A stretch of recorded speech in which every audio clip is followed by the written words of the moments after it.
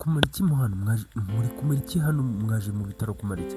Noneho mama Nsabi nawe aravuga ati "ahubwo se wowe uri kumara iki hano aka kanya uje hari abantu mwaba muziranye ku buryo waba uje kubasura aka kanya, urarwaye se urwaye iki mwana we urwaye iki ko se kutatubwiye kandi urwaye iki cyatuma uza hano kwa muganga ko mbona nta n'undi muntu wenda muri kumwe waherekeje bimeze bite?" Noneho Eric nawe aravuga ati "ahubwo se mwebwe nyine mwaje kumara iki ko nanjye njye nta kintu ndwaye njye ndi muzima njye nta kibazo mfite ahubwo mwebwe mwaje kumara iki?"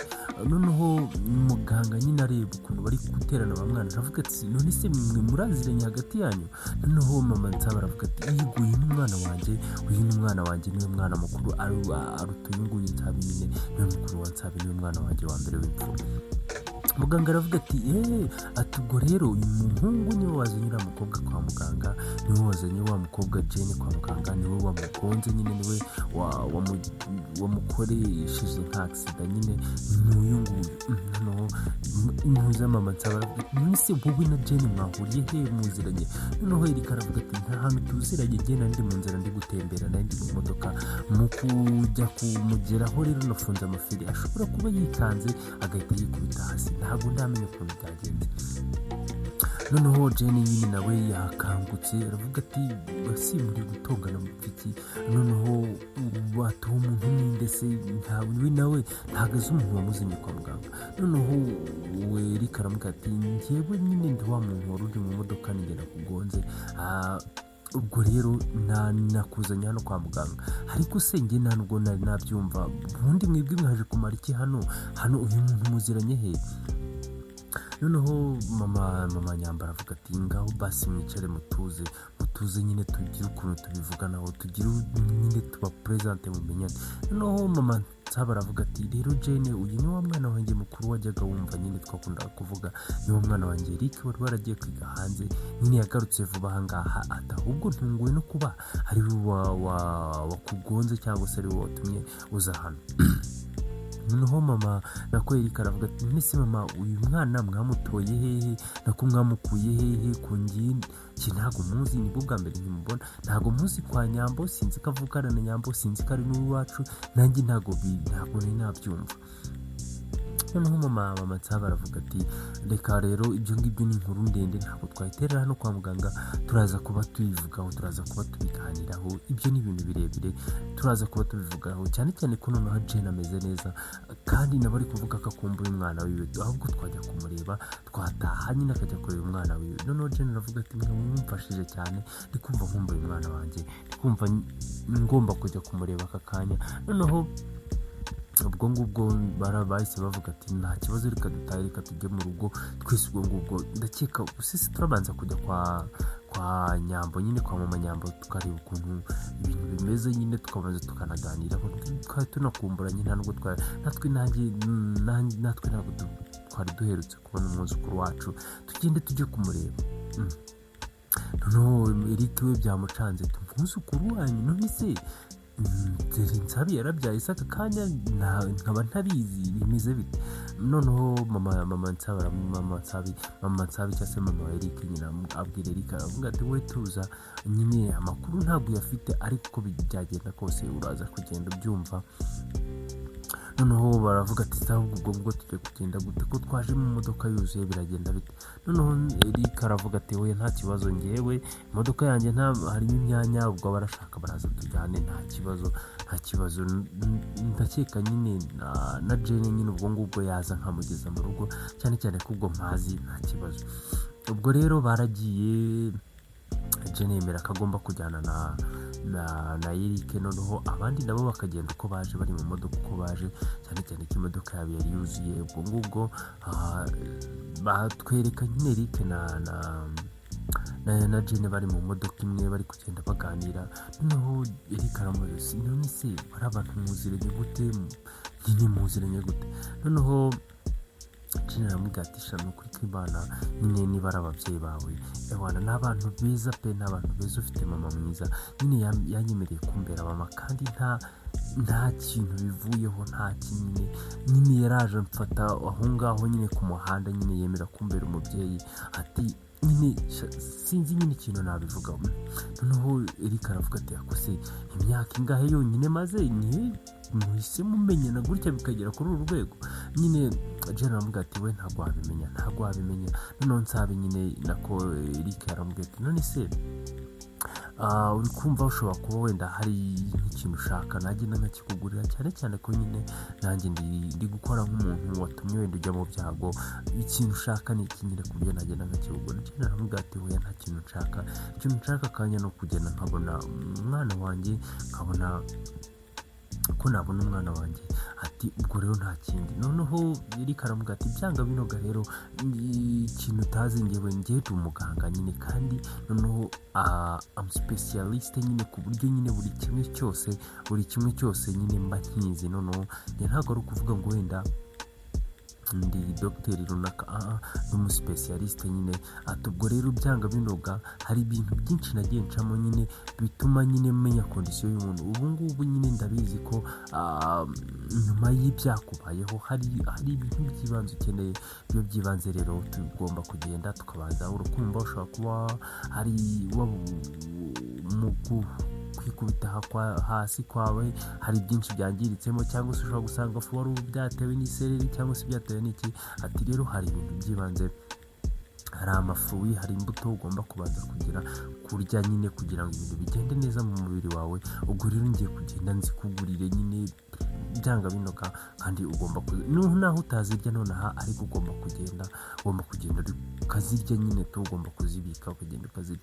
Twagarutse rero ku rundi ruhande kwa ya modoka irimo ba mama Nyambo nyine na ba Nsabe na ba Nyambo, bose bari kugenda baganira bavuga ati akose nk'ubu ibintu babije bite kugira ngo nyine umuntu n'umwana wacu aze ahita agonga nyine bahite bahura kuriya.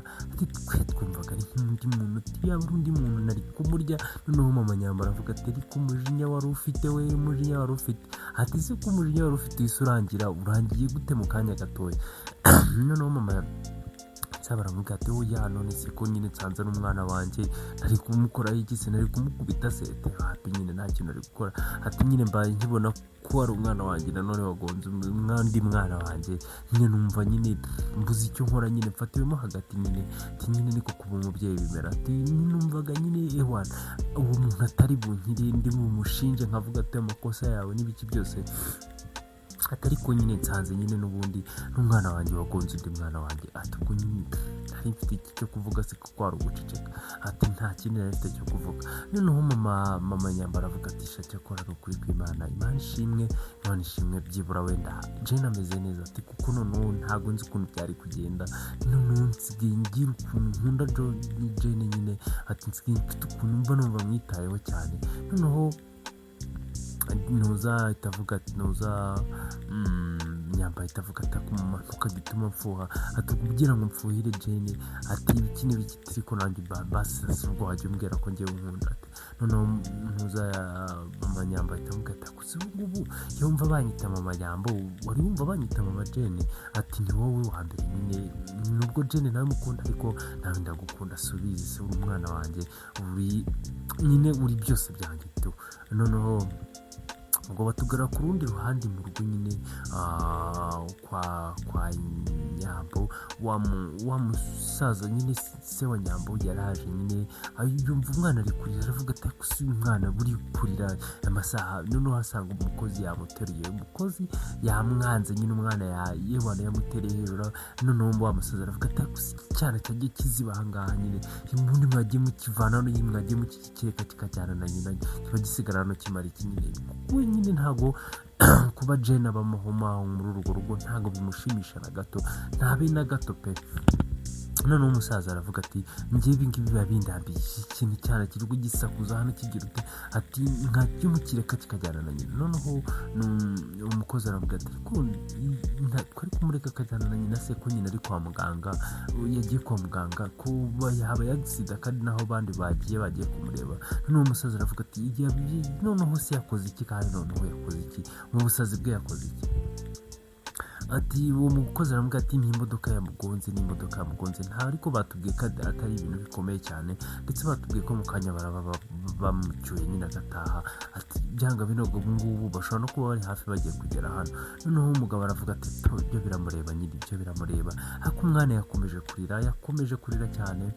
Noneho ubwo nyine umwana sinzi ukuntu yaje afata urutoki rw'uwo musaza, mu gufata urutoki rw'uwo musaza umwana nyine aratuza nyine amera neza. Noneho umukozi ahita avuga ati sura ko umwana akwishimiye, ati wamutera iyo kundeba umwana akwishimiye yacecetse agukozeho agahita aceceka. Noneho umusaza aravuga ati mvana iki cyane imbere ngiye nterura umwana, urabona undi umuntu wo guterura umwana, urabona urugero ngezemo rwo guterura umwana. Noneho uwo umukozi aramubwira ati wamuterura none se hari ibintu birenze, ati se uyu nguyu ntiyaba ari umwuzukuru wawe, abaye ari umwuzukuru wawe ntiwamuterura, abaye ari nk'umwana wa nyambo ntabwo wamuterura. Noneho umusaza aravuga ati nyine ntabwo ari umwana wa nyambo, rero nta mpamvu yo kwirirwa muyeze mumuteruye, reka nagenda asanga nyine abari bumuterura, reka njye nta kintu twavugana. Noneho umusaza ahita avuga ati ahubwo babarura ikimvana imbere kireke gukomeza kunsakuriza, kireke gukomeza kuntesha umutwe, ati mba nifitiye stress nyinshi ntabwo mba nshaka abantu bantera stress, mvana imbere.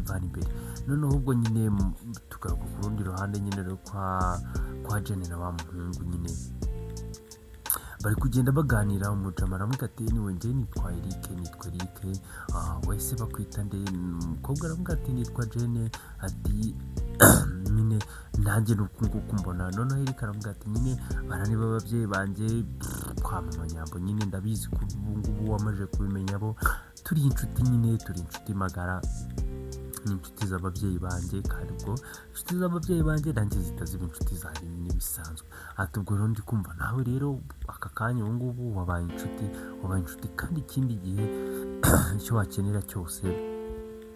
wakenera njyewe ndahari pe, uzampamagare njyewe ndahari nta kibazo pe. Noneho Nyambara aramubwira ati none se nako Jane aramubwira ati none se wabaga hehe nyine ko ntari ntuzi. Noneho uwo muhungu aravuga ati njyewe rero nahashize iminsi mike, nako imyaka itari myinshi nyine yari ishize, naragiye kwiga hanze naniga nyine ibintu bijyanye n'ubuvuzi, naragiye kwiga hanze. Rero ati aka kanya ubu ngubu rero nyine hashize nk'iminsi nkingahe ngarutse, ati buriya twahuye kandi gutembera karitsiye nyine nyiyibutsa, ukumva hari hashize igihe kinini cyane, nageze muri nsanga karitsiye yarahindutse, ibintu byarahindutse. Ati ariko kuvuga ngo rero reka mbe ntembera, reka mbe menyera karitsiye. Ati ubwo niho rero nahise mpurira nawe ubwo nyine niho iriya accident yabereye. Ati rero wasanga nyine ariko Imana yashaka kuduhuza muri buriya buryo, wenda itarindiriye ko mama n'aba Nyambo cyangwa se n'aba mama Nyambo bazakuperezanta. Ati wasanga nyine kuri ariko Imana yapanze ko njye nawe twari buhure. Noneho Jane aravuga ati byashoboka ko ari byo nyine tu. Noneho Eric aramubwira none se uwo mwana wawe we bimeze bite, papa we bimeze bite? Noneho nyine akimara kuvuga gutyo Jane yahise aceceka, nyine araceceka burundu, araceceka. Noneho nuza Eric arabibona ko nyine wenda bishobora kuba bitamuguye neza mu kubyumva nyine. Eric aramubwira ati basi nyine mbabarire niba mbajije ibintu ntari nkwiye kubaza, nyine mbabarire nyine reka tubyirengagize. Noneho arangije Eric nawe araceceka, aragenda nyine aramutwara paka nyine bagera mu rugo. Nta n'ikindi kintu Jane yongeye kuvuga, nta kindi kintu yahise aceceka, nyine yaraceceka. ubwo bageze mu rugo basanga twa tuntu bagiye batindamo, basanga bantuza bahageze bansabi. Noneho barangije basanga nyine Nina Nyambo uteruye umwana yacecetse. Umwana araza nyine Jane akihagera ahita agenda yirukanka, aragenda aterura umwana nyine, aramuterura aramuhobera, avuga ati umwana wanjye wari wankumbuye. Nyine uri kumva umwana ntabwo aramenya kuvuga nyine ku buryo nyine wenda yamuvugisha, aravuga ati wari unkumbuye, umeze ute? Ati mama wihangane, mama ameze neza. Ati wihangane, ati mama nyine nari nagutaye nyine, ariko ntabwo bizongera mwana wanjye. Ati ni ukuri kw'Imana ndakurahiriye ko bitazongera. Noneho ubwo nyine aramujyana mu nzu. Noneho ntuza Eric aravuga ati ese nta n'ubu ngubu uri kugenda cyari mu ntuzo nyine ndacyari ntabwo nyine nari nabyumva. Ati bimeze bite nyine mwambwira mukobwa ni uwahehe byagenze bite? Noneho mama Nsaba aramubwira ati reba wa munsi tuva kuguherekeza muri rya joro tuva kuguherekeza twahuye n'umukobwa wafashwe ku ngufu nyine twahuye nawe ahantu mu byatsi gutya na gutya nyine baramushushanyiriza bamubwira ukuntu byagenze nyine mu kumubwira gutyo yahise yabaye nk'ubyibuka nyine rya joro nawe amahano yakoze, ariko nawe ntabwo abyibuka neza kuko yari yasinze. Yabaye nk'ubyibuka ahita atekereza ngo none se uyu se, noneho mu kuvuga ngo n'uyu bahise bamubaza ati uyu uwuhe se kandi bimeze bite? Nta kundi n'amatsiko yacu usigaranye nako amatsiko yawe usigaranye yazashirutse gukurikirana kandi gace gutaha.